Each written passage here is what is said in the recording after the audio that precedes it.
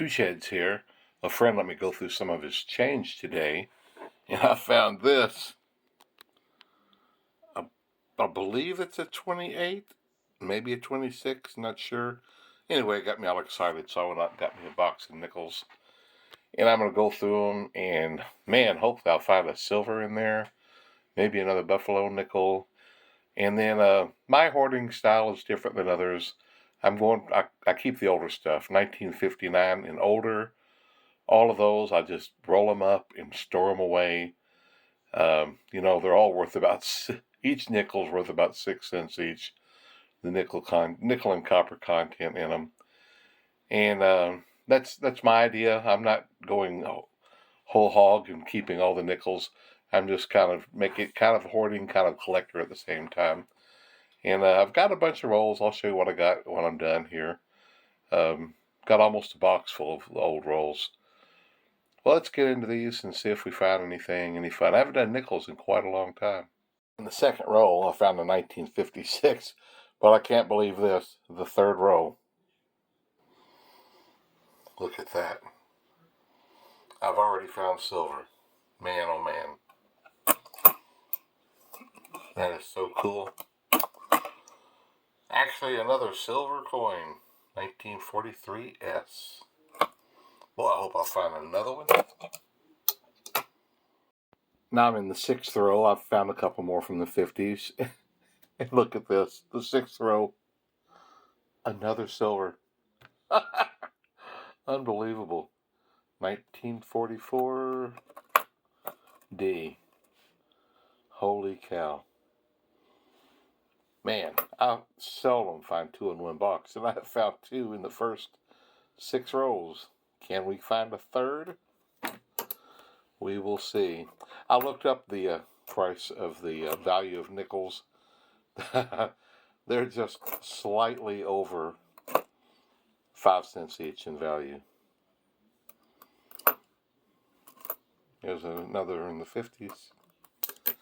I'm not really watching for the 2009.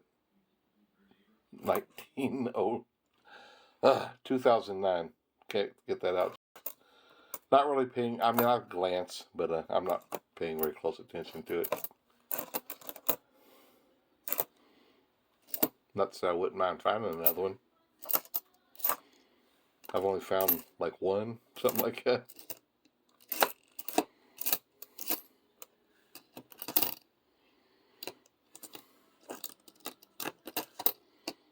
Just opened the 7th roll and look at that coin right there.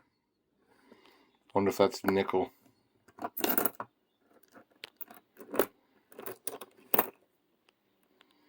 It might just be a slug.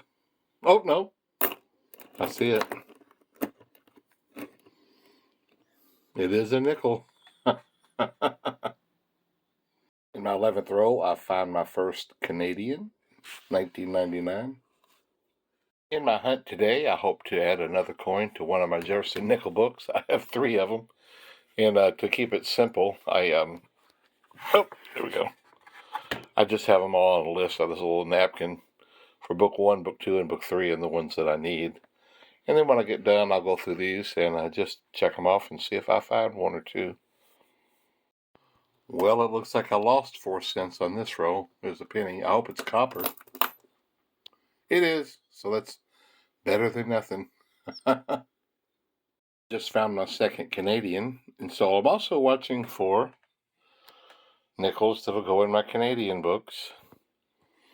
These modern ones, this book's almost full. I only need a handful to fill it. The 2 I found so far tonight won't go in, but maybe we'll find one. This one I don't have so many in. I just don't do nickels very often, so I've got a long way to go on that guy. Okay, I'm halfway through the box now. I picked up a couple more 50s. I did get a 46. It's a Philadelphia and a 3rd Canadian. This one's a 1987. Not on my list that I need. Alright, now let's add to that stack one more. Here's a 1940. Not in the greatest shape, but I just found a 1955 Philadelphia that I need for my 3rd book. And that's always fun to find a new coin for my book. I'll mark that off of my list. And we're one coin closer. My nickel box wall was a little bit taller than this. I had several more, but lately I just sold some stuff on eBay. They just fit in those boxes so well. Just 5 more rolls to go, and I will be done with this box. I found a couple more 50s and a few more in the 40s. I think all of them in the 40s are 1940, 46, and 48. Happy that I found one that fit in my book over there. Let's go through these last 5. Seems like the second half of the box wasn't quite as fascinating as the first half, but maybe we'll find something here at the end. Well, these are the coins I ended up with. 50s, 40s, there's my silver. The Canadian, I didn't need any of these for my book, so I'll just drop it in my clad Canadian bag. Whenever I find them, they go into that bag. Let me tell you, this is way less than what I found a few years ago. I was finding $2 or $3 worth of the older nickels, not counting the silver, just a couple of years ago. In the last year or so, this is what I find.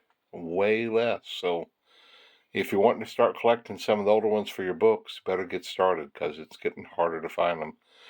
In fact, I found so many there for a while, I didn't save a whole lot of these. And I wish now I had of, but, that's just how life goes. I was looking more for the silver and the buffaloes. And for instance, here's a roll of buffaloes that are no date that I found. Found quite a few of them. This one has a date. I didn't find it cardinal hunting, but I will put it in a different place because it's got a date on it. So what I do is I take and I put the 40s in there, the 50s in there. When it's full, I roll them up, put them in a roll, and I put them in here. This box is getting close to full. It's pretty heavy. So we got 50s, 40s. I think there's a couple of them in there for just 38 and 39. And that's getting pretty close to another one. I'll get these put in the box, and then I'll get over here to the silver. This is the first of the the Wartime silvers that I got this year, so I'll add that to the box. You notice I'm just putting one in because I went back and looked, and one of them goes into my nickel folder, so that was really cool to add. I got 2 nickels in my folders tonight. That was pretty cool. But that puts me up to 11 silvers for the year for 2024. My goal is 100 silver coins for 2024, and this is like the 22nd of February. I have 11. I still got a long way to go. Anyway, that's the silver. Here's something else I picked up today. It's really rough shape, but it's an old Canadian dollar from 1954. It's pretty neat. I thought I'd hang on to it, put it in one of these little sleeves. Oh, something else I wanted to talk about. Dave Ramsey and different people talking about finances say that you need to pay off all your debt and have cash on hand. And one way, I do that in a couple of different ways. I have a little bit of cash, but I have lots of coins. I've got between $200 and $300 worth of Ike dollars. When I get them, I put them away. I save them. I've got, I don't know, the Jefferson nickels, probably $75 worth of just the older nickels. I've got rolls and rolls of like NIFCs. This is money that in a pinch, I can spend it if I have to. It's probably several $100s worth in all of just not talking about the silver. I've got the copper now. I've got about 280 pounds now.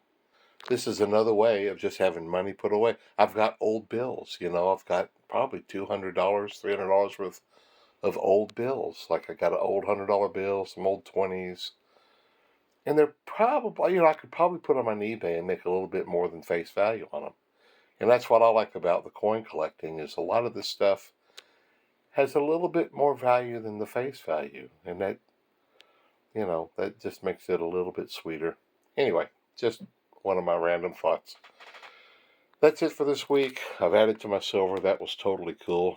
Unfortunately, the second half of that box just didn't produce very much at all. But it was tickled pink that I got 2 out of this box.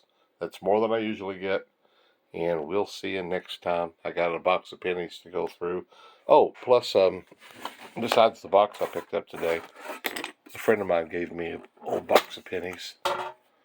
Bunch of junk down in there. They're not, well, I say old, they're not that old. It's just stuff that he had been saving, and he goes, oh, you can have them. So we'll go through that and see if we can get us a pound of copper out of there.